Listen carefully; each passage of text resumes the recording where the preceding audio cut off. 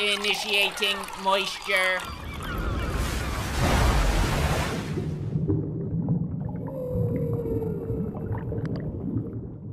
Welcome to the Moist Meter. Today we're taking a look at the new Netflix show Arcane, which is based on League of Legends, and I want to just start by saying it slaps. But on paper, it sounds like an absolute diarrhea disaster of an idea. Taking a video game and adapting it to any other medium almost never works. So taking League of Legends and turning it into an animation probably didn't have that many people ripping their shirt off and twirling it over their heads in excitement, unless of course you were already a League of Legends fan, then I imagine you were pretty hyped for it. The crazy thing about League of Legends is everyone's at least heard of the game and they're familiar with it to some degree, and a lot of people, like myself, have probably even struggled with a League of Legends problem. I'm actually 3 years sober. I played from seasons 3 to 6 daily, but then I kicked the habit realizing it was bad for my mental health. But I'd be lying if I said I didn't occasionally get that itch to hop back in the crucible, take the Summoner's Rift by the tits and go wild. I still get that little devil on my shoulder telling me it's time to get back into League.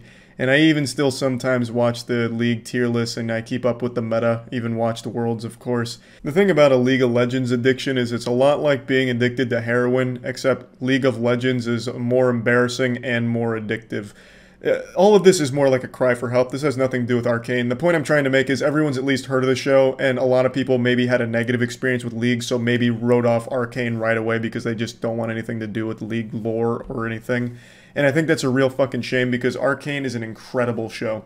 Regardless of your feelings on the game, this show stands on its own 2 feet. There is really nothing in common with Arcane with League lore. All Arcane does is borrow some of the characters and settings from League, and it uses them in a totally original manner. There is no real crossover other than just having those familiar names and faces. Arcane is such a beautiful show. The animation in Arcane is top-notch. Riot did not spare any expense here. It is fucking gorgeous. And a lot of times it felt like I was watching a goddamn AMV. Like, it felt like an old-school anime music video sometimes because they have, like, these original tracks that'll play throughout the show, and it'll be complemented by either action or just, like, a full-blown montage, emotional montage of something happening with a character or multiple characters, and it's so beautiful. Like, it's done so well. Like, there's one scene in particular that really stands out to me. And I'm trying not to give any spoilers here, and I won't, actually. I won't even mention the scene, fuck it. Just trust me when I say when the music kicks on, expect something cool to happen, like, at every moment, because the music will often be accompanied by really great action or just some really well-done scene that's just elevated by a great background track. The thing about the show that caught me off guard the most is that it's not as family-friendly as I expected. I went into it thinking it'd be like a squeaky clean, pretty generic, pretty cookie-cutter experience. Like, hey, kids will like this and League fans will appreciate seeing the characters come to life, but it won't have any depth to it. That is dreadfully wrong. That's a lot of diarrhea dog shit. I was very wrong about that. That's not I'm not saying it's like the most mature show ever made. You're not going to come in here and see like fucking war crimes being presented and exploring a character's experience with a like abusive alcoholic father and seeing everything that comes along with that baggage. But it's a show that isn't just for a younger audience or for a family. They also do use explicit language. There's fuck tossed around. There's shit. There's blood. There's no cum yet. But they do tackle more heavy themes as well as explore darker moments in the series, which was surprising to me, and I appreciated it. They gave a lot of depth to these characters. It was a lot more than I expected, a lot deeper and a lot better written than I expected going into it. The writing really did impress me. They're not afraid to kill off characters, though there is a pattern that I'm noticing that I won't mention here due to spoilers that is a bit disappointing with how they handle some deaths and some other characters that don't die. I'm trying not to give away anything here, but maybe I'll do spoilers at the end and get more into it. But overall, I was impressed that they're not afraid to kill off characters that they spend a lot of time building up. And I appreciate that. They're definitely going the extra mile to make this a show worth getting invested in with the narrative. It's not some like lazily written garbage. The characters feel alive. The world feels alive. They did a great job of building this world. You're introduced to a lot of different areas and a lot of different people and places and different positions of power and how all of that is structured. It just works super well. I think the show really does a great job of bringing anyone into the narrative and getting them interested in the show. The action is also really good. It's so fluid. Like, they didn't cut corners here. It's not janky, and it feels pretty meaty, especially when Vi's delivering a fucking biblical beatdown on some bad people. They just truly didn't cut any corners anywhere. Even if you absolutely fucking hate League of Legends, you will still probably like this show. My girlfriend hates League, hates the entire idea of League, and really liked this show. Because the characters are well written, the narrative is good, and it is a beautiful show. The animation, I can't stress enough, is just visually gorgeous. And it's a very unique style that I haven't seen explored before, at least not thoroughly. I've seen a couple animated shorts in a similar style, but never a full show in the same style to this level, where everything is super fluid. Like, there's never any moments where characters are just standing still doing nothing. They're always moving. Everything is constantly in motion, and I can just really appreciate how much life that brings to the universe. I just don't have very many negative things to say about this. I do have a couple things that I'd like to bring up, though, and this is going to be spoiler, so a bit of a spoiler warning. It's going to be quick, but here come a little spoilers. The thing that I mentioned a bit earlier with death, the thing that they're making very clear is that League of Legends characters are the only ones that are unkillable in the show. Every character that has died so far is a character that has not existed in the game. But the game characters are still totally fine, still building, and I feel like that's a pattern that will probably continue for a while. Maybe I'm wrong, and maybe they come out of the gate swinging in Season 2 and all League of Legends characters just fucking blow up. They just get blasted by a plague or something, I don't know. But right now it just seems like they do not want to kill those League characters, which I obviously understand, but I worry that it might cheapen the narrative a bit if you just know these League characters are going to be fine for the entire show. Another thing that I'd like to critique a bit is I think they're trying to cram too much into too short a time period. Like, they're doing too much all at once. So some of the relationships just really get wild quickly. Like Vi and Caitlyn, they go from hating each other in one episode to being inseparable in the next. And I just feel like the show's missing that crucial building to that point, because it looks like they just flipped the switch and they went from enemies and really, you know, suspicious of each other to being fully trusting and fully open to each other. Like, they don't want to ever be apart. It feels like they did so much all at once that this relationship didn't get a chance to get there naturally, and it just happened in one episode. Which isn't the worst thing in the world, because it keeps the pacing fast, and this is a very fast-paced show, but I still just thought that was something worth at least mentioning. Spoilers over. Alright, and now there's still a little bit more I want to talk about before plugging this into the Moist Meter formula.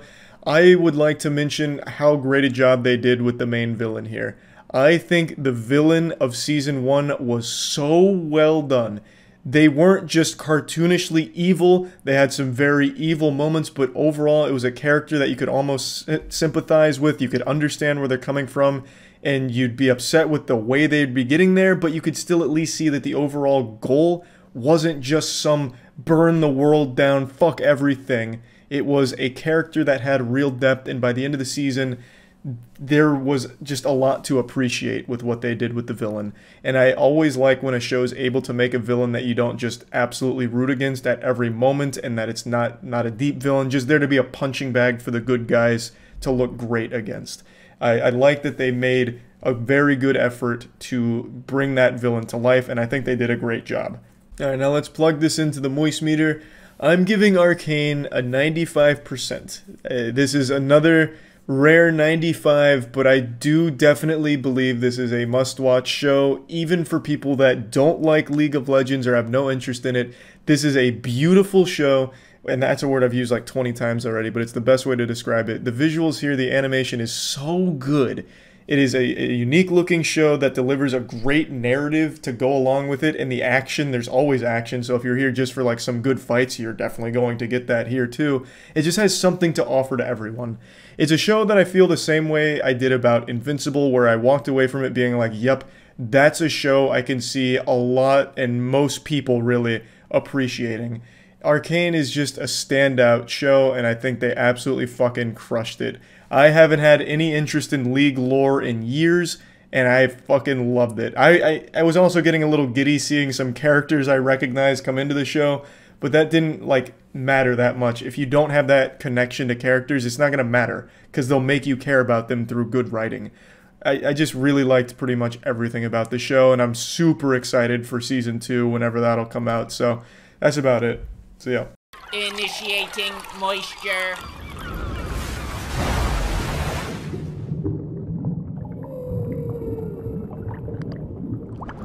Welcome to the Moist Meter. Today we're taking a look at Attack on Titan's final season. I think this show is going to be up there with some of the big anime greats. This is a show that everyone talks about. It's one of the few shows that pretty much trends on Twitter every single new episode that airs.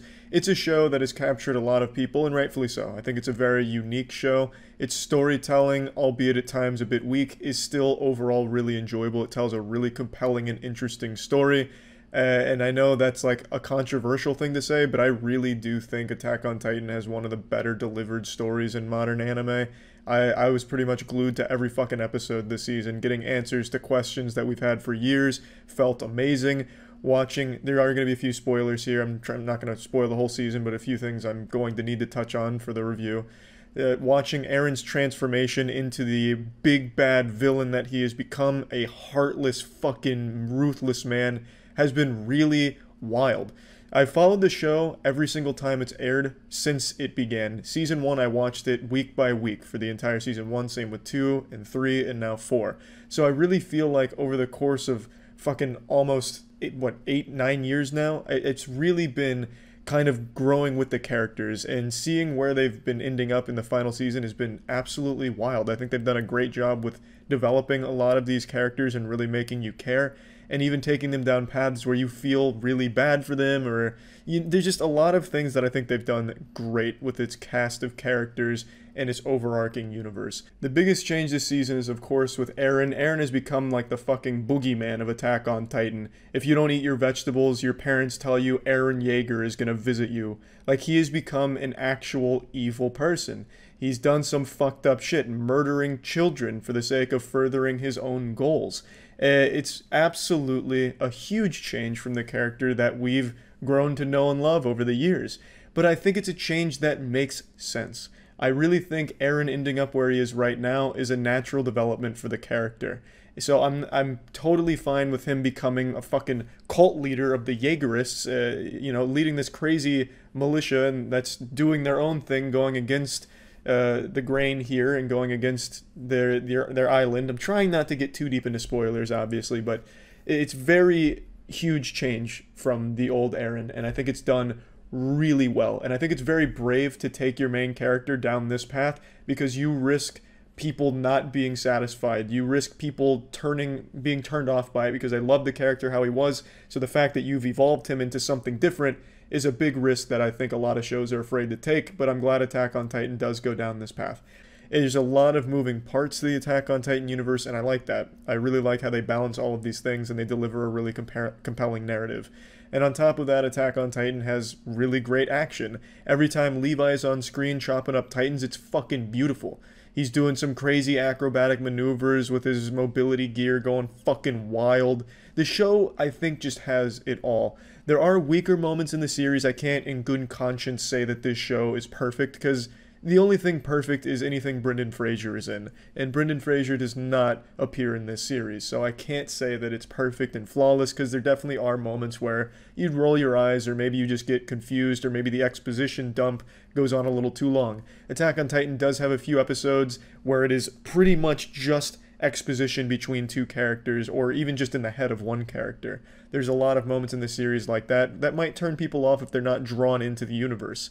But I really think overall Attack on Titan is an extremely solid show that lives up to the hype that it receives. I don't think it's overrated by any means. I know there's a lot of those big fucking Twitter hipsters. It's overrated. In fact, you should be watching this show that was made by a 4-year-old in Microsoft Paint.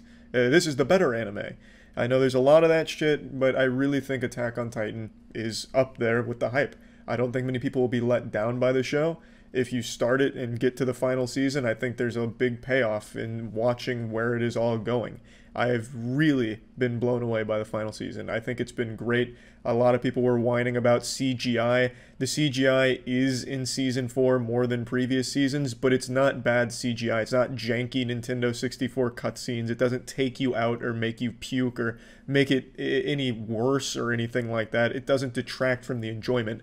It's put sparingly in places where there needs to be some movement, but they didn't have time to capture it with the full passion they've done with the other scenes in the show. So yes, the astute observer with a galaxy brain will notice some CGI in the season, but it really shouldn't ruin it for you, and if it does, I don't know what the fuck to tell you. You need to seek some help or something. It's pretty trivial. It's not consistent and constant and horrible, terrible, awful dog shit CGI. It's fine. So that shouldn't really be a chief complaint of the season. It's definitely not for me. The fight in Marley, I thought, was one of the best in the entire series. The entire Marley arc with Eren that is infiltrated, I thought was some of the hypest shit I've seen in the show. I think it was absolutely fantastic, executed beautifully with some really intense moments. Another thing I saw a lot of people whining and complaining about was Gabby as a character. And that's because Gabby does something to, I'm not going to spoil, but Gabby does something that a lot of people, fans of the series, didn't like. And I don't think it was bad or done poorly or anything. I actually think Gabby's a pretty strong character. She's like Eren's younger version, but from Marley. She's very similar to how old Eren was. The only thing that she thinks of is death to her enemies. Bringing death and destruction is the only way to be saved. Not too dissimilar from Eren. I really think Gabby was a very strong new character they introduced. Falco, I'm not too big on at the moment. He's not like a bad character or anything, but he just hasn't really had a chance to shine. I'm sure he probably evolves into a better character and a more important one later on, but for now he just seems like someone that gets fucking used as a fleshlight by everybody because he's the only one that seems to have a heart in the show. So right now, Falco doesn't really serve a purpose other than just get fucked up and used. But really, I just don't think there was a single bad moment in Season 4 at all. The only time where I found myself a little uninterested was when they were going over the Tybers, and that's only because they had just introduced this character and then exposition fucking diarrheaed about his past.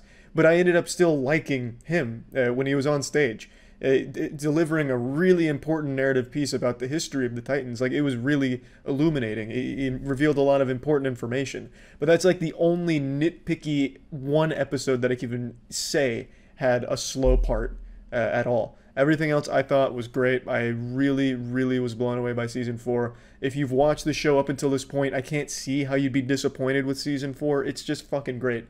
The only thing that I can maybe understand people being a little let down by is the fact that they're not out there just peeling dick off of Titans anymore.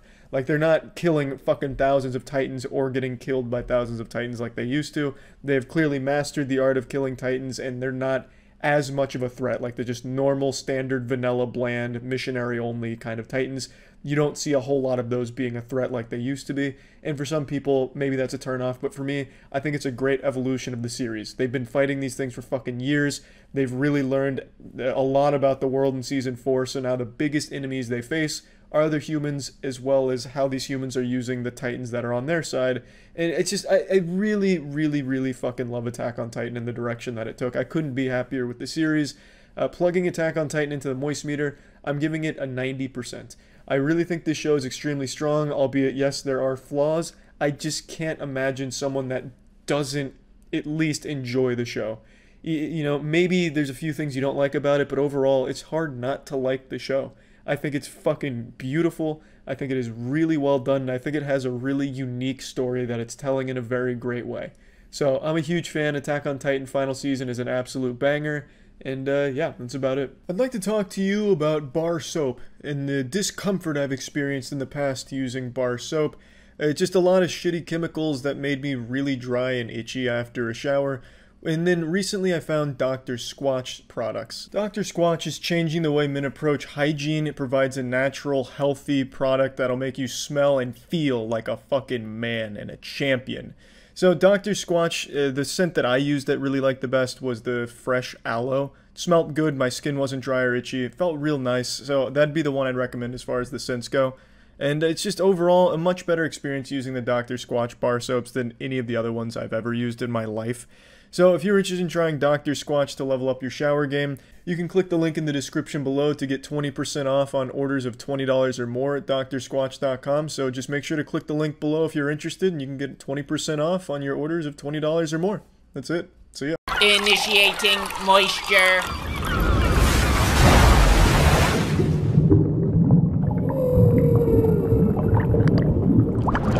Welcome to the Moist Meter. Today we're taking a look at ReZero, both Season 2 and Season 1, since Season 1 actually predates the Moist Meter, if you can even believe that. I know the Moist Meter is like as fucking ancient as the Tree of Knowledge back in the Garden of Eden, but it's been so long since the first season of ReZero that Moist Meter wasn't even around back then. So I'm just going to be taking a look at both of them briefly here, because I think ReZero is hard to talk about to someone that hasn't seen it without spoiling certain things about it. I really think this show is a must-watch for anyone that likes anime, or just even good storytelling. And if you like anime, you're probably already jerking off to the mini waifus in ReZero, or you're already watching the show constantly, glued to it, because everybody is. ReZero is like French fries. Everybody loves French fries. The show is just so goddamn good. In a nutshell, if you're unfamiliar with it, ReZero is about a guy who gets transported from the normal world into this new, wild, magical world, and he has a magical power of his own called Returning by Death, which sounds like the title to a Bullet for My Valentine album. Returning by Death is when the main character, Natsuki Subaru, dies. He reloads a checkpoint, and these checkpoints change throughout the show, so it's time looping. He time travels. When he dies, he comes back to a predetermined checkpoint that not even he's entirely certain of, because he doesn't know when they change, he doesn't know what's going to be counted as a checkpoint, so he's always left in the dark there. But he does get these checkpoints, and then he's able to loop time and start piecing together things about why he died, how to change that, how to save the people around him, and he goes through this horrifying cycle of dying and repeating constantly, just this absolutely nightmarish cycle with really brutal deaths. Natsuki Subaru gets absolutely brutalized, split in half, eaten alive, disemboweled, have his asshole ripped out of his asshole, have his fucking asshole ripped out of his mouth. Like, all kinds of bad shit happens to Subaru directly, and all the people around him face some of the most horrifying deaths. And it's up to him, using this power of time looping, to try and stop that from happening and to fix the things around him, save himself, save others. And it's through this time looping, this death cycle, that you really get to see so many sides to the characters. The strongest part about ReZero to me is definitely the characters, because you see them in so many different ways.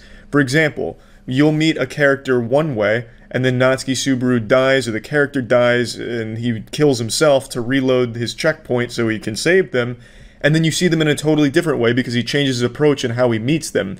So you see one time where he meets a character where he's like a big hero, like he punches a bad guy, saves the girl, and you get to see her, how she responds to that there. But then Subaru dies and he has to do it all over again, and this time he doesn't become a big hero and he just kind of meets her as a stranger, and you get to see how she responds to that. There's just so much thanks to this returning by death cycle, because you get to see so many sides to a character in all of these situations, and it's just so very well explored. The cause and effect in ReZero is absolutely wonderful. You can tell there is a lot of care given to each and every choice made in the show, and I really love what goes into solving a lot of these puzzles that Subaru faces. How does he save this character? How does he save himself and save this character? Is there even a way to do both? And he comes up with plans and comes up with ways to convince the people around him without telling them that he time travels, because he can't tell anybody about returning by death. There's a curse, and there's consequences if he does. And it's just such an enjoyable anime. There was never a point in either season so far where I was bored or uninterested, because the characters are so strong. There's a big cast of characters. It's a wide array of different characters. And Natsuki Subaru is the central one, who over time gradually starts to change and become really fleshed out and deep. He starts as just like a pretty simple character, but through all of these deaths, after dying hundreds of times, dying more times than fucking Prometheus getting punished by Zeus for giving fire to humans, he starts to change and he becomes this really, really deep, interesting character, at least in my opinion. I really think he's a very strong character, and it's just really impressive how they explore the horror elements of all of these deaths, and he's killed himself multiple times, which never is easy. At no point does he ever just say, I'm killing myself because I need to go back to the checkpoint, because he doesn't know where the checkpoint is. He doesn't know for sure. And it's just a really hard thing to do for him to kill himself. You know, that's not like an easy thing in any situation, no matter the cause or no matter the reason. So him making that ultimate sacrifice to try and save somebody close to him or undo something that's happened in the present, it's always very powerful, and they never let that go. It's never just something easy like, Natsuki Subaru missed out on PS5 pre-orders, so now he kills himself so that way he can go back to his previous checkpoint and get in line a little bit quicker. It's always like the absolute last resort when things really got fucked up. Subaru makes that ultimate sacrifice to try and go back to the checkpoint that he thinks he has and just do it all again and try and get the right ending and the one that he wants. It's just really fucking good. It truly is. The animation is gorgeous. Characters are super well-rounded with a lot of depth. The storytelling is magnificent. It's always interesting. Love the concept. Loved how they explore cause and effect. I love the plot, the overarching enemies. Everything is just so beautiful. I think ReZero definitely is a must-watch. There's nothing negative I could even say about it that I can think of off the top of my head. The only thing that I think some people will find disappointing is it's not like... Hey, girls. Look, my dogs are even getting excited talking about ReZero. It's not a show that's filled to the brim with nuts-to-butts action. There's not going to be a whole ton of fights per episode. In fact, there's not a whole lot of fights in general. There's a lot of, like, death and gore and shit, but there's not a lot of, like, actual fighting. It's not going to be like... You know, got a high school where you're having 4 fucking fist fights an episode. You'll go like 6 episodes without anyone throwing a punch or using any magic at all. It's mainly about the storytelling and problem solving, cause and effect, using returning by death, learning more about the characters, how to persuade people to your side, how to get this goal accomplished through words and actions without actually having like these big fights with the villains. And I feel like some people might find that disappointing if they watch anime just for like those flashy fights, because there's not a ton of those. There are fights in here, and when there are, they are very enjoyable and very good. But it's not the biggest selling point here. There's not a ton of that, and I feel like some people might be a little turned off by that. But for me personally, that was no issue at all. I'm plugging ReZero into the moist meter. I'm giving this bad boy a nice 95%. I think this absolutely lives up to the hype. You've definitely heard of ReZero before, and I think it's for good reason, because it really earns that reputation. It's an incredible show. It's extremely entertaining. It is extremely well put together, thought-provoking, and just really well executed on all fronts. I fucking love ReZero. So yeah, that's about it. So yeah. Initiating moisture.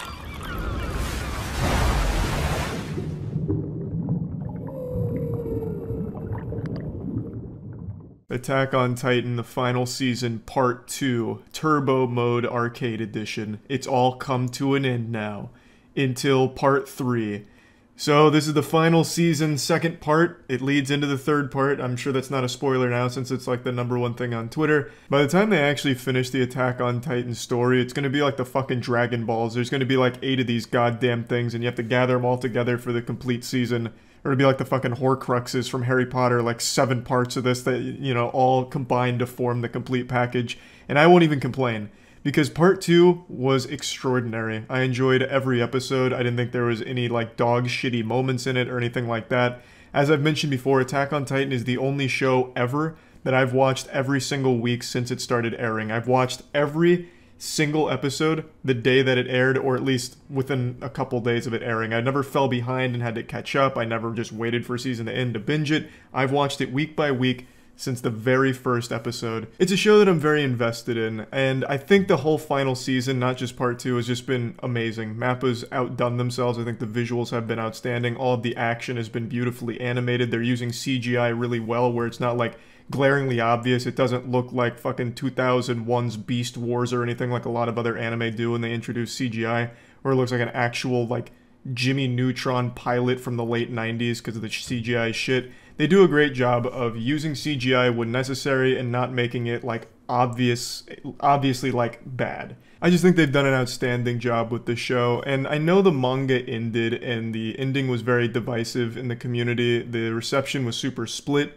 I haven't read the manga, I'm not trying to spoil myself for the show, but with the way parts 1 and 2 have gone so far, I can't imagine them fumbling the bag so hard or like blowing out their asshole where it just becomes super trash at the end. They're setting themselves up for like a really great conclusion, I feel, and hopefully this statement doesn't age like milk where it turns out it is an absolutely awful ending up there with like Promised Neverland Season 2 where it's just like a slideshow to finish it off or some shit. Then I'll just look silly for believing in them. I'll just be sitting here looking fucking stupid with my soft cock in hand like, well, this is what I get for dreaming, I suppose. I'm hoping it continues with this masterclass of storytelling and animation. And yes, I understand for a lot of people it's just shonen, so it's not meant to be like super profound or anything, but I just really think Attack on Titan transcends like that shonen barrier of storytelling where a lot of people look at it as childish. I think Attack on Titan does a great job of just making it enjoyable for anyone of any age. It just is a really fun show. Part 2, in particular, I think did a great job of presenting a lot of exposition without it ever feeling boring. Every episode had at least 1 or 2 moments where you're like actually shitting your diaper. You're like, oh my god, I can't believe that's happening right now. I don't want to get into any spoilers because I really think this is a must-watch show for anyone who's a fan of animation in any capacity. So I won't get into spoilers, but the transition of Eren from like a protagonist you root for to a character where you're like, damn, I don't know about that shit. It was one of my favorite things about Code Geass, where the protagonist becomes someone that you can't really root for anymore because they're making some decisions where it's like, damn, that shit's fucking evil. You know, and you never really know where their heart is or what their real motives are, and I really love that about, well, Code Geass and now Attack on Titan. I just find it to be a really interesting storytelling device. I really love that element of it, and I think Attack on Titan does it super well. In part 2 of this season, the characters go through true fucking despair. Pretty much every character here has to face some demons and make some really hard choices that have massive consequences. And there's a really compelling moment. Again, I don't want to get into spoilers. I would highly recommend watching it. Part 2, I think, has done a great job, and it's one of the few anime that I think really gets everyone together and talking because there's just so much to talk about. It's a show that just presents so many moving parts, and they all just kind of work and fall into place. I never really get the impression that things were just made up on the fly, that everything had a bigger purpose in the grand scheme of the narrative, and I think it's done great in the show. It's hard to talk about Attack on Titan without giving spoilers, but I really think it's for the best not to give any spoilers to anyone that hasn't seen the show, because it really is something pretty special if you ask me. I think this is one of those anime that people will look back on in 10 years and be like, damn, I remember where I was when Attack on Titan wrapped up. What a journey it was. I also think Attack on Titan Final Season Part 2 Revenge of the Sith A New Hope has the best opening in all of anime, and I don't say that lightly, but the rumbling from Sim is so good. I was already a fan of Sim before this, and this is probably their best song. It is so good. This shit just slaps so hard. It is probably just a little bit better than Vinland Saga's opening from Survive Said the Prophet, which was my previous favorite anime opening. This one, I never skipped. I was always just fucking jamming out. It was an absolute boner jam. It really was. So, great work from Sim here with the rumbling. There was just nothing I disliked about the part 2 of the final season here. There wasn't any like particular moments or episodes or any decisions they made that I thought were weak. I just thought everything they did was a great and logical progression of the characters and the plot, and it took me on a fucking ride, and I enjoyed every second of it. So, plugging Attack on Titan Final Season Part 2 into the Moist Meter, I'm giving it a 95%. Like I said, I think the show is really a must-watch. Again, it's not going to be like the most thought-provoking piece of media of all time, and I don't think it's trying to be. It does enough to transcend like just childish shonen action. It presents you with a really interesting narrative with really interesting characters and presented beautifully from Mappa's animation that I really think it can just be enjoyed by everyone. It doesn't have to be like a game-changing piece of, you know, timeless fiction, but right now I just think it's like a really enjoyable and fun adventure to go on that'll constantly have you guessing and on the edge of your seat for where everything ends up. So I enjoyed it, and that's about it. So yeah. This episode of Moist Meter was brought to you by Crunchyroll. Initiating moisture.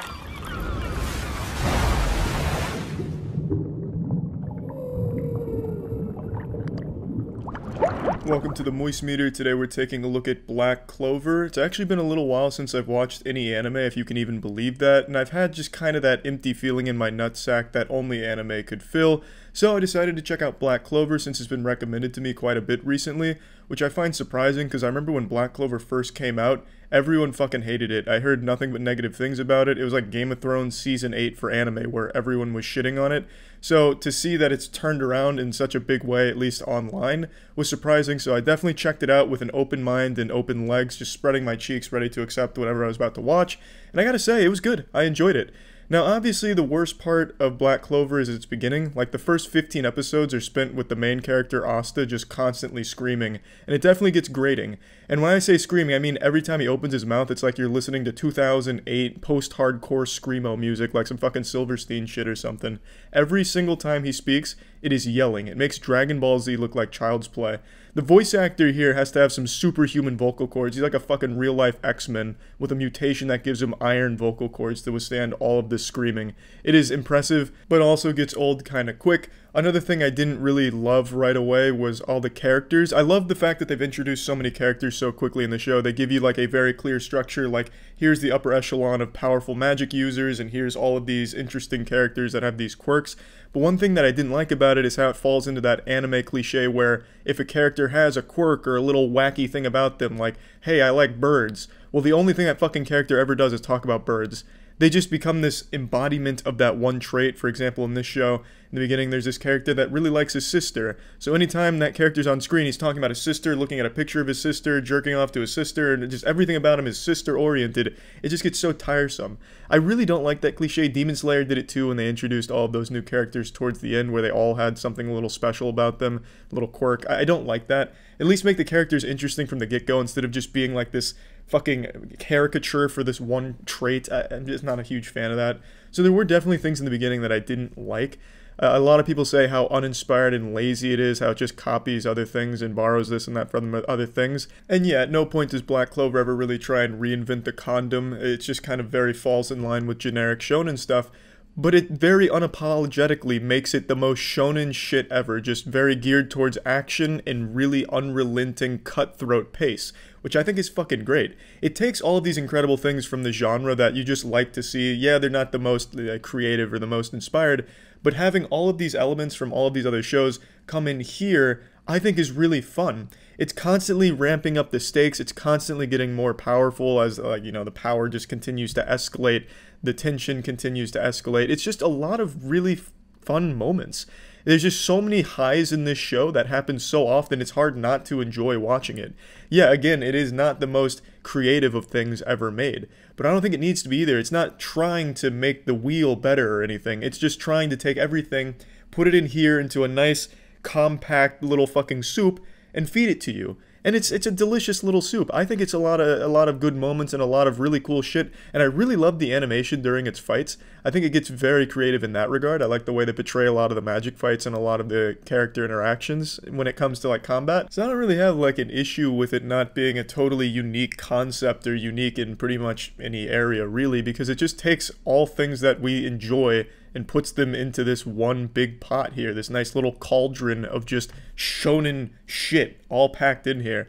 And it is enjoyable. And like I said, the beginning's not great. The beginning isn't the worst thing in the world, but it's not fucking great either. It is kind of a chore to get through like the first 15 episodes, but after that, it really finds its stride. It really hits its highs and it keeps going. It doesn't stop. Like I said, the pacing in here is great because it is constantly just full throttle, nuts to butts, just a ton of good action and shit. The characters also get better as well. The characters, you start to grow on you, you start to learn little nuances about the characters and, their relationships to one another. So the characters also get better. They don't stay just like this 2D cardboard cutout of, well, here's one wacky trait. This girl really likes to eat candy and that's all she'll ever do is just eat candy. There's a lot more to it than that. So it does get better. But yeah, the beginning is rocky. And it's not like the best shonen ever made or anything, but it takes elements from the best shonen and puts it into its own format and its own little world that it's created. And I think it works really well. So I do think it's a show worth watching if you just want some, fun little action-oriented shit. It doesn't make you really think too hard. It's not going to have you sitting there in, like, profound thought with a, finger on your temple thinking, This is changing my worldview. This is very interesting. It's just going to be there like, holy shit, that dude's throwing some fireballs and hitting it like a baseball bat with a giant sword. It is just a really enjoyable show that does have some problems that I think a lot of people are going to roll their eyes at or, sigh when they hear it come up with just generic anime cliches and also some interesting decisions that I don't think play super well. I don't want to get into spoilers or anything.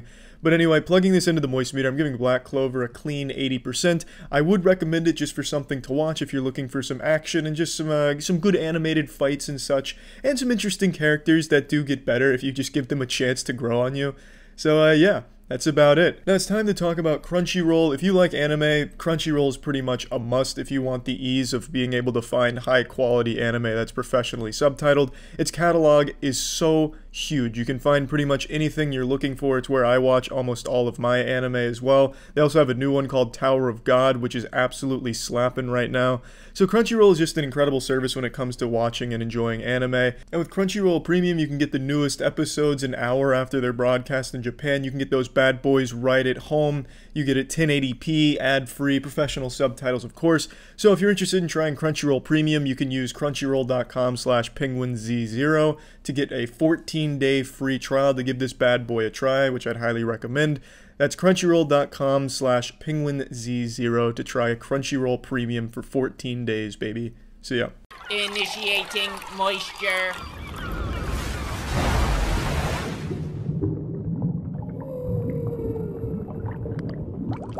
What a fucking year for anime. Welcome to the Moist Meter. We're looking at another anime, Vinland Saga. This is an Amazon exclusive one, and it absolutely slaps. It is, again, another great anime to finish off 2019. It's the story of a Viking on a quest for revenge, and he travels along with the man who kills his father, hoping to kill him at some point. And it's a lot deeper than that, but that's the gist of it. It is such a well-written show with perhaps one of the best villains in all of anime, and it could even be argued that the main villain isn't even a villain. So Askeladd is who I'm talking about, and he is just beautifully written, an incredible character. He's at some times your comical mustache twirling, I will behead you for the sake of entertainment, ha ha ha, kind of villain. But then other times they give him so much depth to give context to that side of him, and it's just really impressive what they've done with that character. Thorfinn is arguably the protagonist, but it's hard to say because I also could say Askeladd is the actual protagonist of the season. It's just a really great dynamic between Thorfinn and Askeladd, and I think both characters are really, really strong, especially Askeladd. The whole season, I was worried it would drag, but at no point does the season ever drag. There is a lot of action, but there's also a lot of just characters scheming, talking, you getting to know the characters, their environment, their time period, their morals, their ideals. It's a lot of actual character development and depth as opposed to just Vikings ripping tits off and slicing cock.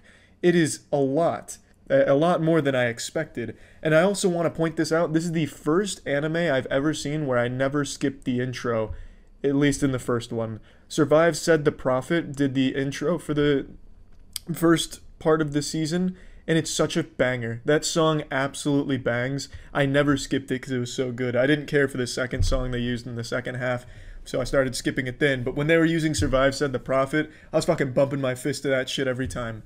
It was just a really, really great show, and I really enjoyed it. The animation was top-notch. When there was a fight, it was really well animated. I didn't think at any point that it felt cheap. There wasn't any times where it was, a still image with a moving camera, like One Punch Man Season 2 or some shit.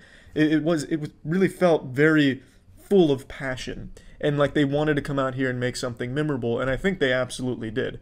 I think Vinland Saga is one of the strongest of the season. It's hard for me to say if it's the best of the year, because I really, really like Dr. Stone, and the new Attack on Titan was great too. I don't know, it's just a really, really great show that I highly recommend. And this is one of those that I'd recommend to people that don't like anime. It has great gory action with actual cool choreography in it. It has great character development and writing across the board. Sometimes it has some really goofy anime tropes, but I don't think it's that big of a deal, and especially with how scarce they are in this. It's just really, really enjoyable. I have nothing but compliments for Vinland Saga. That being said, I don't think it's like the best show ever made, but it's definitely one of the best of this year. It is really enjoyable, so plugging Vinland Saga into the Moist Meter, I'm giving this bad boy a fat 90% again. The only reason I wouldn't give it a 95%, I'm going to go ahead and justify that, is because I can see why people would maybe lose interest in the historical aspect that they try and capture at some points. Because, again, a lot of it is like there's this priest who just likes to get drunk and talk about love.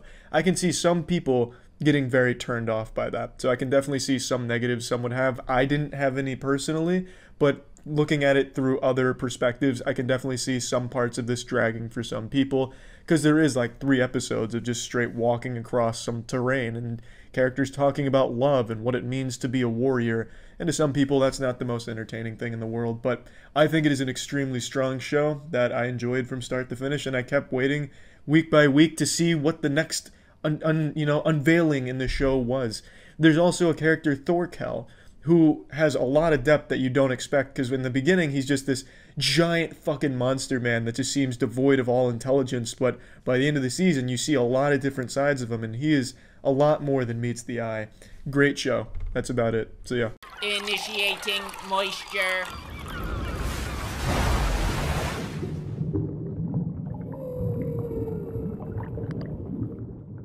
What the fuck's poppin'? How's that ass smellin'? Welcome to the Boku no Moist Meter. Today we're looking at the very popular anime series My Hero Academia, or Boku no Hero Academia as it's known in Japanese, which directly translates to My Penis Only Gets Hard for Anime Titties. Now, Boku no Hero Academia just finished its 3rd season, so I figured I'd do a Moist Meter for the show thus far. Full disclosure, I haven't read the manga. I don't really read manga anymore. When I was younger, I was a bit of a manga maniac, but not anymore. As I began to grow older and evolve into this mountain of masculinity you see before you today, I started sprouting more hair on my chest and my nipples, and I discovered I much prefer seeing the content come to life in animation as opposed to just a flat page. Now, My Hero Academia is a great fucking show.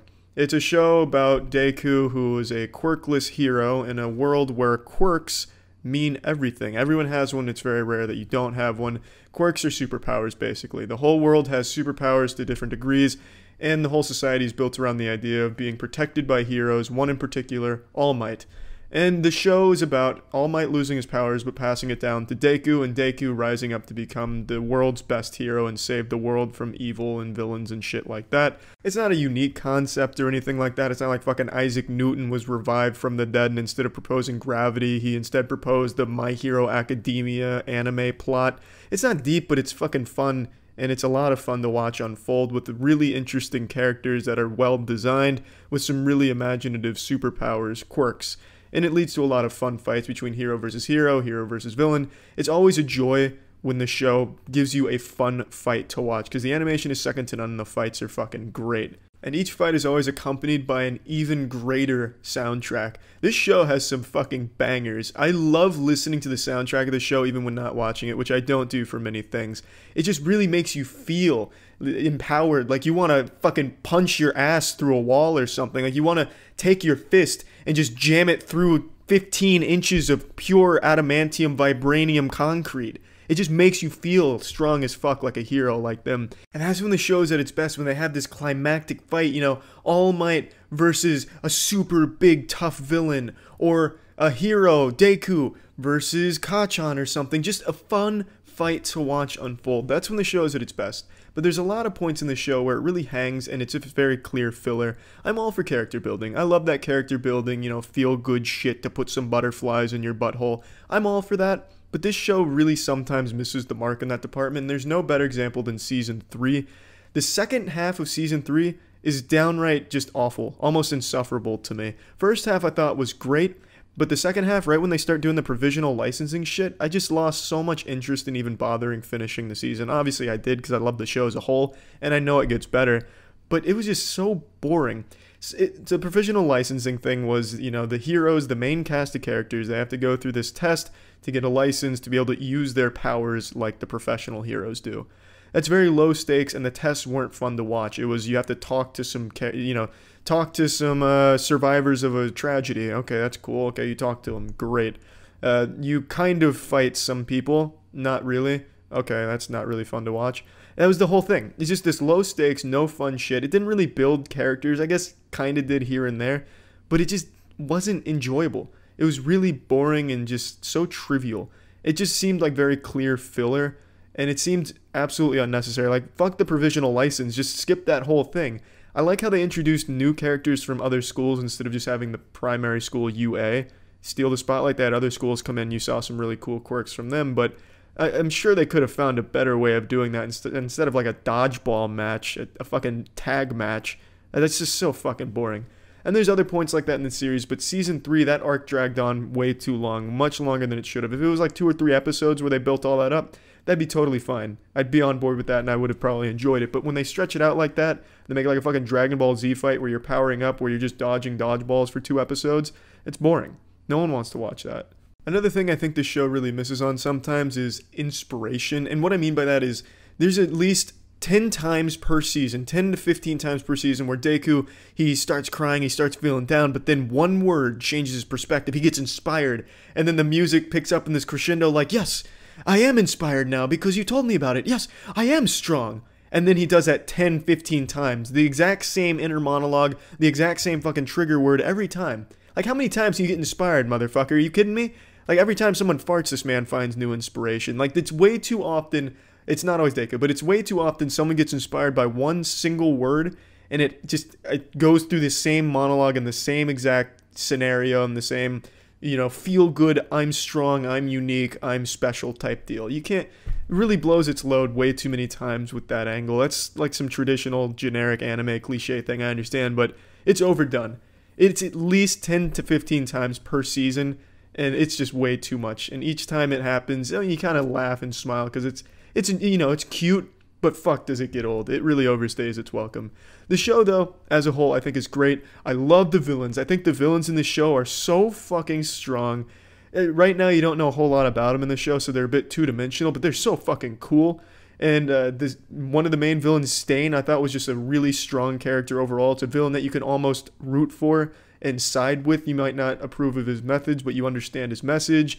And it's just, everything about the villain side of the show is great. Heroes as well. It's just, there's no characters in the show that I think are super fucking weak or awful or anything. And there's not a whole lot of moments in the show where I think the action misses its mark or the story misses its mark. It's just specific episodes or themes I think fall short. So let's just go ahead and plug this shit into the Moist Meter.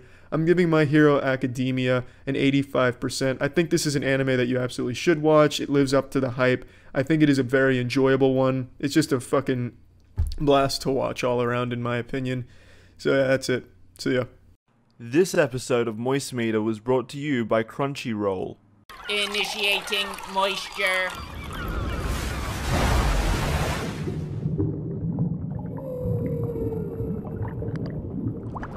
Dr. Stone I find to be an incredibly unique anime and just general show with an idea and premise I've never seen explored successfully in any medium.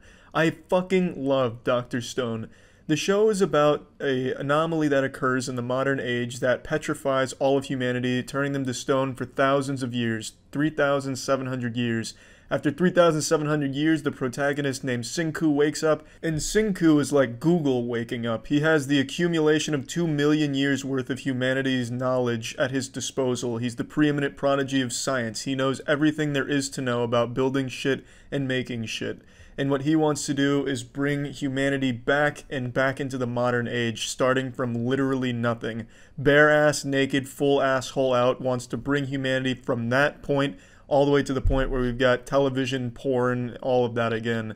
It is an incredible show. It's like watching primitive technology, but across an entire show. In the beginning, he makes clothes out of leaves. He uses hammers and chisels made out of stones, where he's banging stones against other stones. He's using some of the same tools you see primitive technology using, where he's, twirling fucking twigs into the strings that he needs. It's really impressive, and all of what they show is accurate in terms of the science and the tools that they use and how they get to the point, the chemicals, the reactions, all of it is accurate. I knew some of it, I didn't know most of it, and I fact-checked that shit. I fact-checked that bitch constantly, just to see if I could point a finger and say, nope, you're wrong, you lied to me, this is wrong, and at no point did I ever come across that case.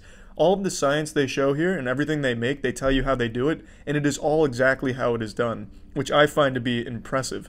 When I first went into this show, knowing the premise, I thought I was going to be making a whole bunch of leaps and shit using magic, out of nowhere. One episode, Senku's got his cock and balls out because he's butt-ass naked after being unpetrified, and then the next episode he's got fucking Home Depot tools at his disposal, and he's using a power drill to set up the first RGB gaming keyboard. I didn't know it'd be step by step from ground zero, making the tools, then making the shit with the tools and building upon that foundation. And every step of the way, it was fascinating. It was genuinely educational in a very fun way. And as the show progresses, there's more and more characters that get introduced, and obviously none of them are up to Senku's level of understanding science. Some of them don't even believe science is a real thing because they're in this primitive world where there is no science, there is no technology, and Senku's the only one that can bring it back. So he's constantly explaining how the things work to the characters in the show, which in turn explains it to the viewer, which is really fucking cool. Teaching you how to make goddamn fucking, I don't want to spoil anything, but making some really impressive shit, teaching you how electricity and shit works. Like, it's really crazy. And over the course of the 24 episodes in the season, he goes from nothing to having some pretty impressive stuff at his disposal, and it doesn't feel at any step that it was a huge jump where all of a sudden he has nothing and now he has, as telescopes and space shuttles. They have everything in between that builds up to that point, showing you every step and teaching you every step how they got there, which I find great. It's never slow, it never drags, there's constant inventions, constant shit going on. I think the villain is also really well realized. I think it's a really cool villain. There's really nothing I didn't enjoy about this show. I can see why some people wouldn't like it and maybe find it boring, because it really is a show that is mainly about building characters and building shit, inventing things, and some people may not care about that. It's not like other animes in its category where you got constant sword battles, you got ass cheeks going against assholes in these constant fights, and there's a lot of action. That isn't here in Dr. Stone. There is action and there is scenes of fighting, but it's very scarce. It is mainly about these characters interacting with science, discovering things, and building things, all of which I think work really well in the context of the show and make it really thrilling and fun, and at times just downright gorgeous. If I had to nitpick one complaint, though, I felt towards the end of the season, things got a little bit too fast-paced, if that makes any sense. What I mean by that is they'd spend 5 episodes collecting one mineral or one chemical that they need for an invention. But then towards the end of the season, if they needed to invent something, they didn't have it, it only took them an hour or one scene to get it immediately and bring it back, and then they made the invention, whereas that same task took them 5 episodes previously. So it just feels like at some point they just disregarded a lot of the grunt work that they were showing and a lot of the explanation that they were giving. Kind of like what Game of Thrones did with travel, where it took an entire fucking season for an army to march, and then in season 7 or 8 they could get there in literally 2 scenes. And I get why they kind of gloss over those scenes of them gathering what they need and explaining exactly how everything works. They focus more their explanations on the things that are extremely important in the show, and towards the end they just kind of gloss over a lot of the stuff. And I don't mind it that much because it would be kind of boring just to watch them go do more gathering that you've already seen, and then another explanation for something that you probably didn't really need to know because it's not going to be the most important component in the show or anything. So I get glossing over it for time. It's not that big of a deal, but it is something that does break the show's established rules of it's a lot of work to get these things, and here's how it all works. At some point you have to accept it's not a whole lot of work at a certain point, and they don't need to explain everything. And that's fine by me. Plugging Dr. Stone into the moist meter, I'm giving it a nice fat old 90%. This is probably my favorite anime of the year, but I imagine it'll be kind of divisive for people who either aren't into anime or only into a certain kind of anime, because it is very different. It is an extremely unique show. Some of the characters aren't overly unique in the genre, but overall the show itself has its own very niche identity. And I think it's great. I really, really enjoyed it from start to finish, and I can't recommend the show enough. Really fucking good stuff. Now, during streams when anime gets brought up as a conversational topic, they always ask me where I watch it, where I watch my anime. I've always watched anime on Crunchyroll. I find Crunchyroll just to have the best catalog of anime. Pretty much anything that comes out is going to be on Crunchyroll, and almost immediately as well. Dr. Stone, Fire Force, Demon Slayer, all of it just right there. I don't have to search the web endlessly waiting to try and find something that works. Crunchyroll not only works, but its catalog is just so massive you can pretty much find any anime you've even been moderately interested in watching. There's also Crunchyroll Premium that lets you watch all anime totally ad-free, and let's be honest, no one wants to sit through an ad when they're watching a show. Also with Premium, you never have to worry about the quality being anything less than superb, top-of-the-line, state-of-the-art, glorious 1080p, chakra vibrating levels of quality. Also, with Crunchyroll Premium, you get the anime an hour after it airs in Japan, so it's quick, and the subtitles are professionally done instead of just a small team of high schoolers getting together to subtitle as a hobby. It's fantastic. So if you're interested, you can use crunchyroll.com/penguinz0 to get a free 14-day trial for Crunchyroll Premium. Crunchyroll.com/penguinz0 if you're interested in the Crunchyroll free trial. And yeah, thanks again. See ya. This episode of Moist Meter was brought to you by Crunchyroll. Initiating moisture.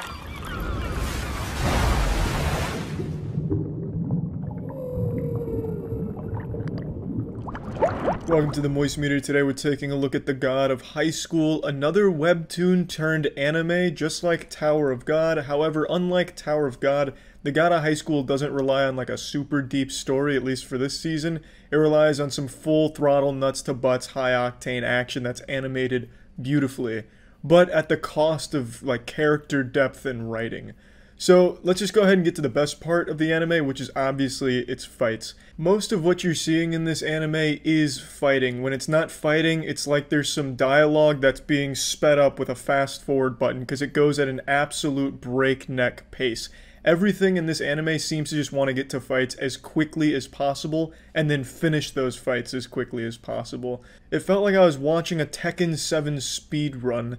It was just so fast. Like there's an episode where in the beginning a guy fucking spins out a car, proposes to one of the main girls, and then 30 seconds later they're getting married out of nowhere, and then a fight breaks out at the marriage. It's just so much shit happens in such a short amount of time. And a lot of the first episodes are tournament, where it's 1 versus 1 in this showdown, and the fights will be over in like 20 seconds. You'll have like 4 fights per episode where there doesn't really seem to be any stakes or any like actual tension building up. They'll throw some beautiful choreography there for like 20 seconds, and then it all ends in a single blow. And it's just left kind of a little unfulfilled, like a little kind of queef. And there is good moments where the fight does have a lot of tension and a lot going on, and it does have a satisfying conclusion, but there's so many fights that you never really get to take anything in, and they end so quickly. And there's just so much that goes on in these fights. There's just kicks flying all over the place, tits bouncing, more kicks flying, dicks getting broken in half. There's just a ton.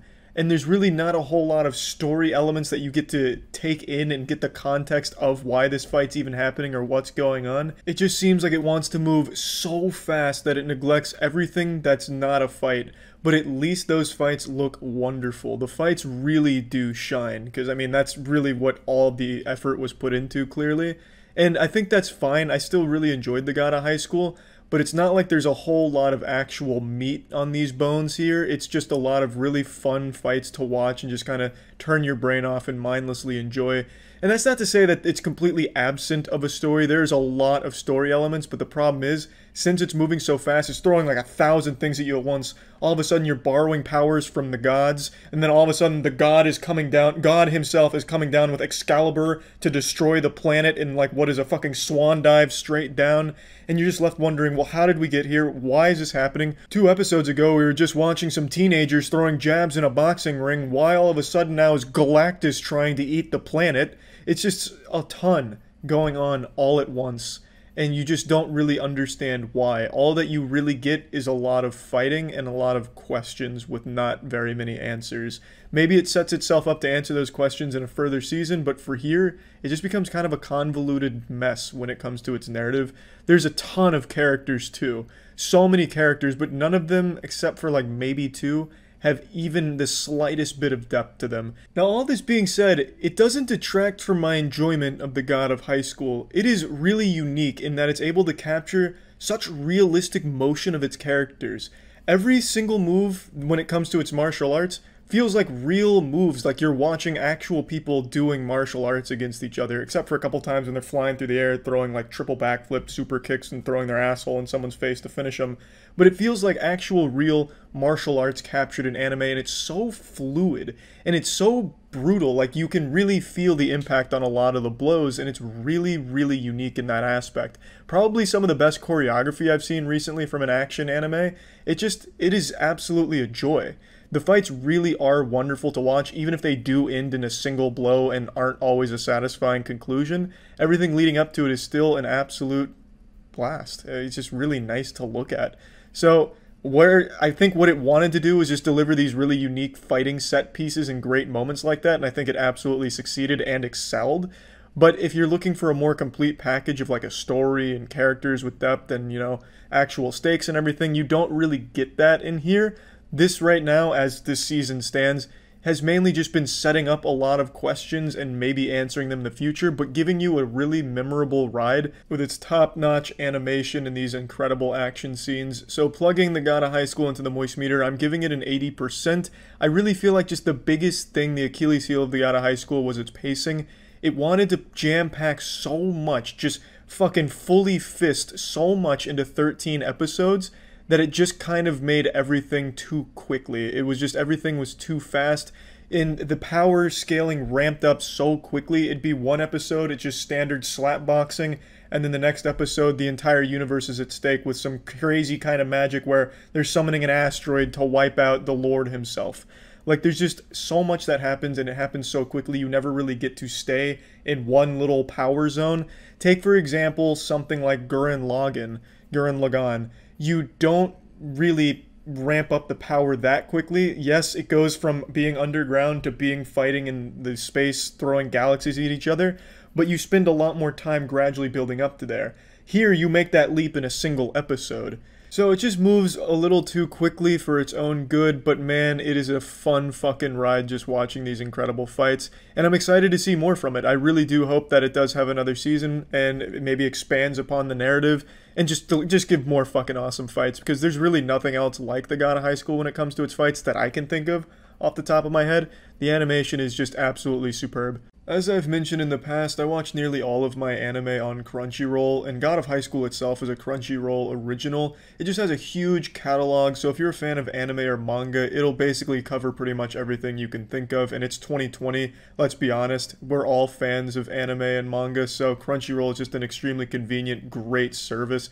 And for those of you that really need to scratch that itch, there's Crunchyroll Premium, which gives you everything ad-free, unlimited anime and manga, everything in a nice, crisp, face-melting 1080p. New episodes hit the service an hour after they air in Japan, professionally subtitled. It's like an anime Christmas every day with Crunchyroll, so if you're interested in trying it out, you can go to crunchyroll.com/Penguinz0 to get Crunchyroll ad-free for 14 days. That's crunchyroll.com/Penguinz0. That's it. See ya. Initiating moisture.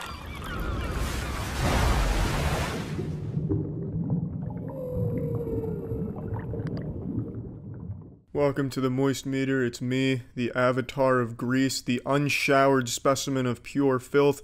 Over 24 hours without a shower, feeling real stinky, delivering another anime Moist Meter, this time for Attack on Titan. Season 3 just ended, so I figured I'd do a Moist Meter for the whole show. I think Attack on Titan is a must-see anime, even if you don't like anime, or even cartoons. I remember when the first season came out back in college, my roommates, who never watched anime, they were way too cool, you know, I like football, I prefer the pigskin, not these fucking titties, cartoon 2D stuff. Then I'd come into the room and they're fucking watching Attack on Titan, embarrassed about it. Oh, bro, I was just flipping through the anime.com, fucking weirdos making fun of them. But what I'm saying is, it was a show that captured the audience that isn't just anime lovers. It was a season that was so good that the general populace really got drawn in. For a good reason, because it's almost a masterpiece. There's a lot of low points in Season 1, in my opinion, but it's super fucking good. The animation in Attack on Titan Seasons 1, 2, and 3 is a fucking stellar. Outstanding. The action scenes are the most stylish and beautiful in all of the currently airing anime.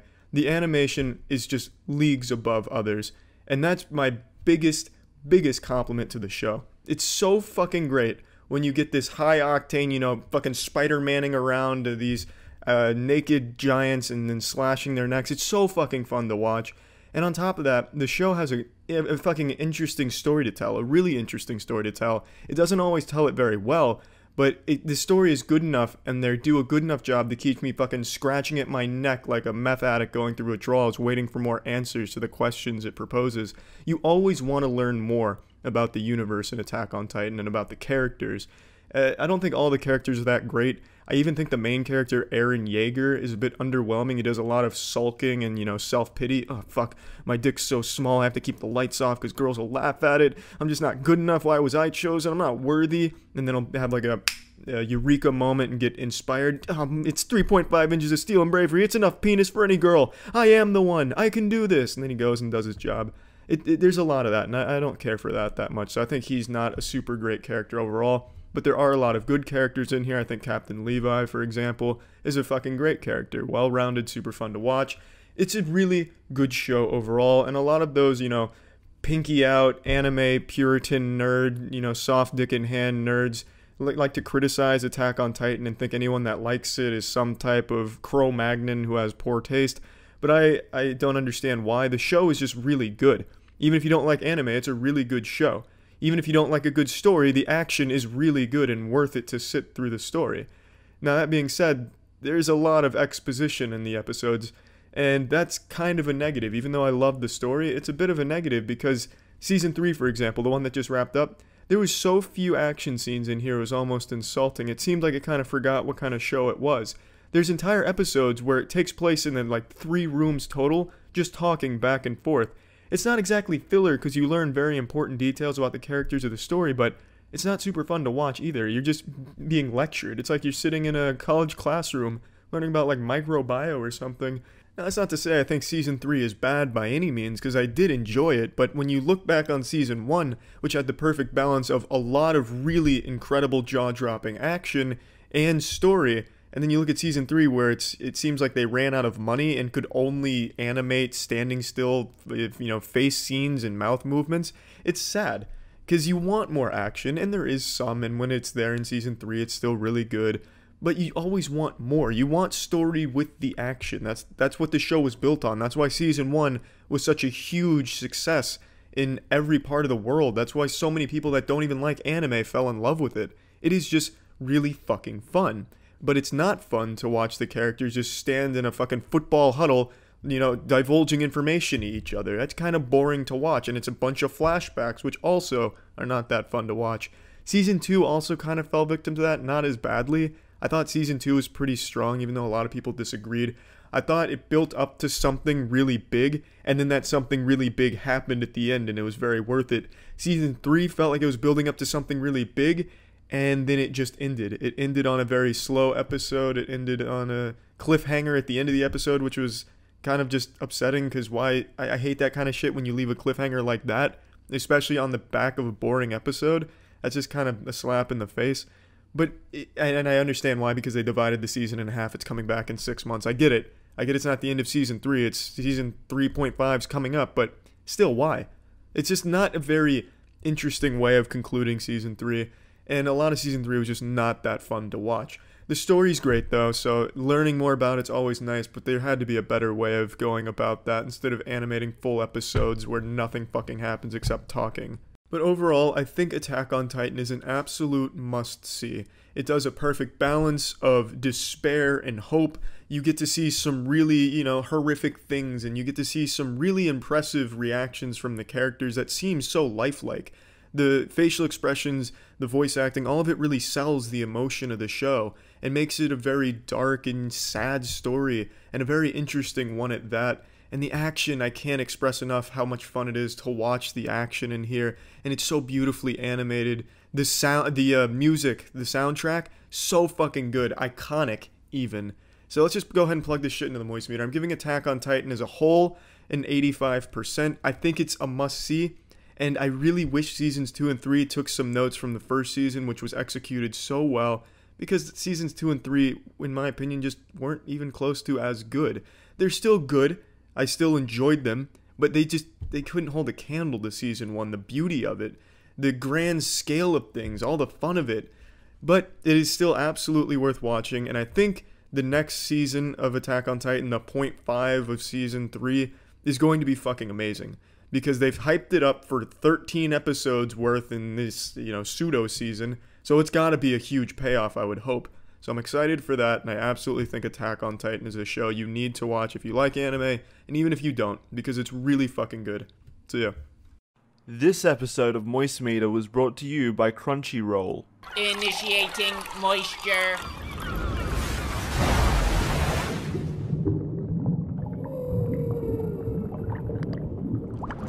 Welcome to the Moist Meter. Today we're taking a look at Tower of God, the new Crunchyroll original, and it is an absolute banger. I knew nothing about this going into it. It had a lot of hype surrounding it, but I just approached it limp-dickedly like, yeah, I'll turn it on. Maybe I'll like it. Maybe it'll be alright. And I fucking loved it. I absolutely loved it. By episode 3, I was hooked. It is a super unique show, not only in its concept, but in its presentation as well. The visuals are unlike anything I've seen before. It's like they took a fucking sketchbook and just animated that directly without like translating it to any other medium. It is stunning. I was a bit lukewarm on it initially because I was like, wow, this is different, you know. I don't know if I like different yet. And then by the end of it, I was like, shit, maybe I'm gonna put some fingers in my butthole just to experience more different shit, because I fucking loved it. It really grew on me. And another thing about this show that just blew my tits off was the soundtrack. The soundtrack was so goddamn beautiful, I went out of my way to download most of it. And I had never done that for an anime before, except for Vinland Saga's first intro song, which was Survive Said the Prophet. That was the only other time. This one was so good, and I was not expecting anything like that. It has the most beautiful music that almost reminds me of the soundtrack to the first Nier game for the Xbox 360. Not Nier Automata, the one that came before it, the one that nobody fucking knows about and got spit on at the time of its release. That game had an incredible soundtrack, and it reminds me of a few of the songs in this show. It's just so good. So now getting into what the show's actually focused on, which is its story and its characters. I initially thought this was just going to be mainly action. You know, you'll have some blood and cum flying all over the place during some high-octane battles, but that's not what you get with Tower of God, and you shouldn't expect it. The show is much more focused on telling you a very interesting story with really interesting characters that all have very unique relationships and pasts with each other as well. It's hard to explain because I'm trying not to spoil anything, because I think it's best to go into Tower of God totally blind and oblivious to it if you haven't already read it, because I think that was just the optimal experience. But in a nutshell, the story I think is super interesting. As the show continues for the 13 episodes that it has, you're getting more questions than answers. You're constantly getting new information that completely changes your perspective on what the tower could even be about. You know, what's at the top of the tower? What is even the purpose? What do these characters want out of it? And it's just constantly feeding you all kinds of interesting mysteries that have you thinking. And the characters are all very well written. I think all the characters are likable, and I think everything from like a character perspective and writing perspective is extremely tight. There wasn't any time where I was like rolling my eyes at any cliches or anything. I thought it was all just really well executed. I think the romance between Bam and Rachel is well explored with a lot of, you know, tragedy sprinkled in there. It's good. What I'm saying is pretty much everything they did with the narrative in the writing department, they fucking crushed it. They absolutely crushed it. And this isn't to say that there isn't action, because there is. There is scenes of action, and it is well animated and decent action, but it's nothing super special. In fact, I'd almost say the action in here is probably the weakest part of Tower of God. Every action scene's over almost instantly. You'll have two characters, sometimes more than two characters, engage in a conflict that's approximately like one move using some magical power, or one or two attacks that either get blocked or connect, and that's pretty much where it ends. Even when you have like a super powerful person squaring off against another super powerful person, it's pretty much just a one-sided slaughter where one of the people is just going to dodge everything and then just beat the shit out of the other person with a couple blows.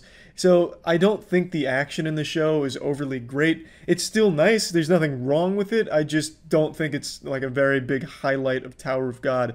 I think Tower of God really shines when it's telling you this story, and it's giving you background on these characters, and you're watching these characters interact with each other, and you're learning everyone's motive for even being at the tower.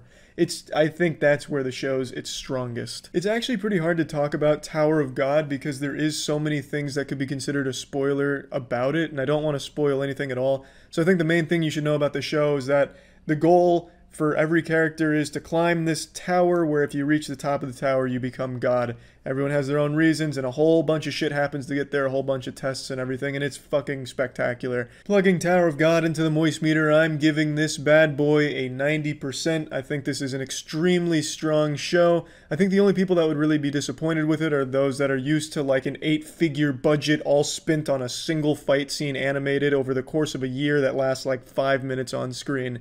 That you're not going to get that level of like action scene craziness in Tower of God, so you probably will be a little let down in that department.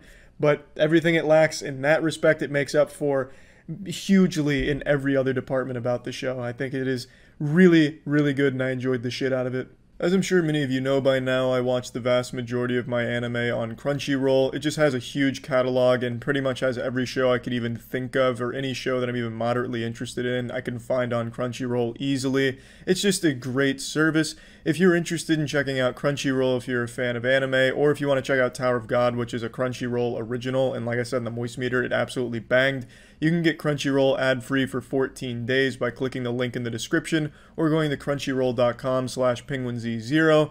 You can get every new episode an hour after it's broadcast, going right to Crunchyroll, professionally subtitled, 1080p, beautiful quality. You never have to worry about being low quality or anything. It's always going to be top-notch on Crunchyroll, so I highly recommend the service. So again, if you're interested for 14 days ad-free, you can click the link in the description. That's it. See ya. This episode of Moist Meter was brought to you by Keeps. Initiating moisture.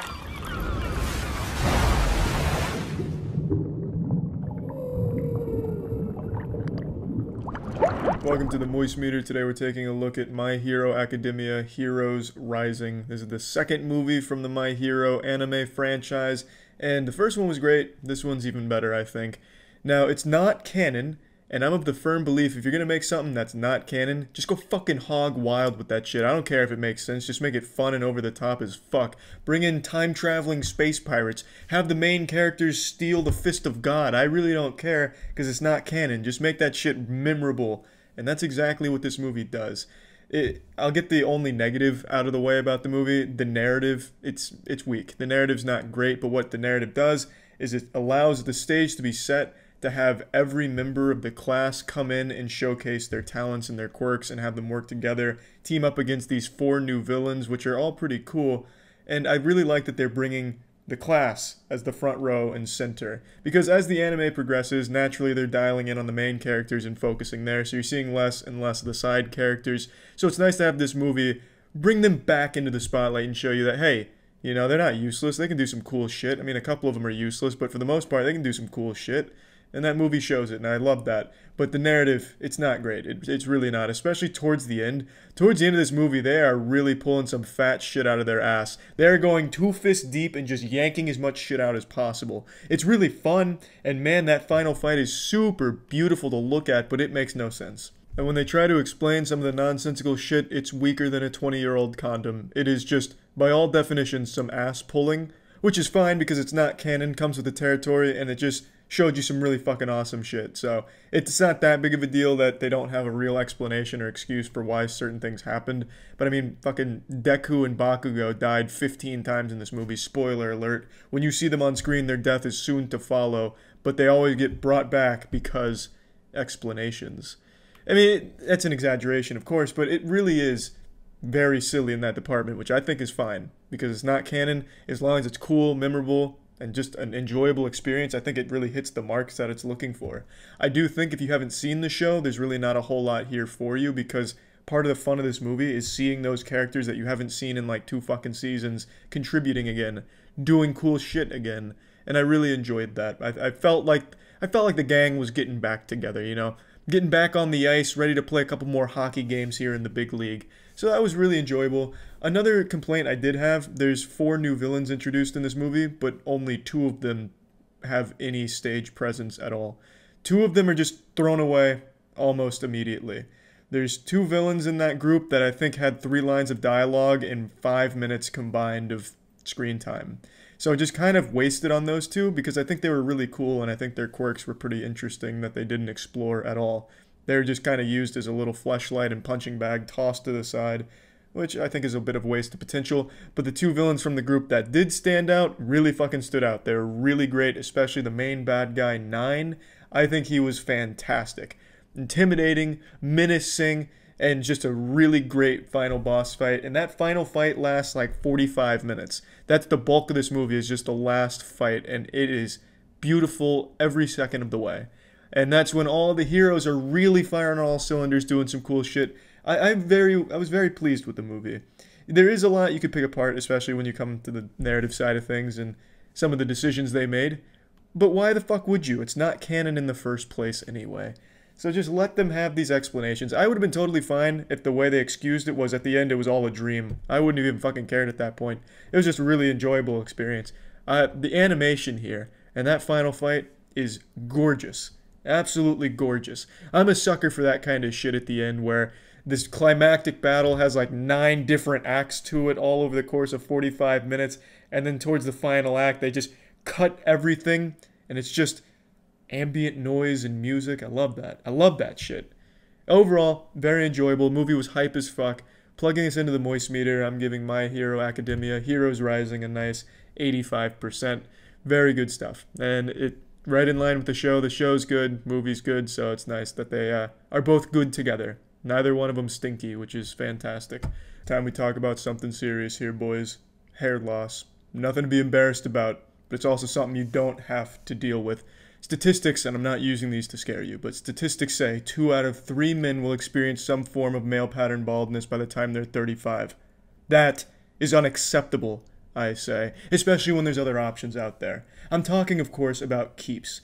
Keeps will help you keep that beautiful lion's mane looking beautiful. They offer actual treatments, real, scientifically proven, effective treatments. None of that pseudoscience garbage you'll find on the internet about, rubbing motor oil in your skull to help with preventing hair loss. None of that. Real, actual, proven, efficient, effective treatments. Keeps treatments are up to 90% effective in preventing hair loss. You can also talk to a doctor through Keeps to get medication prescribed and delivered right to your doorstep. There are plenty of steps you can take using Keeps to help combat balding, male pattern baldness, hair loss, whatever you want to call it. There's steps you can take. So if you're interested and ready to take action, go to keeps.com/moist to get 50% off your first order. That's keeps.com/moist, or just click the link in the description.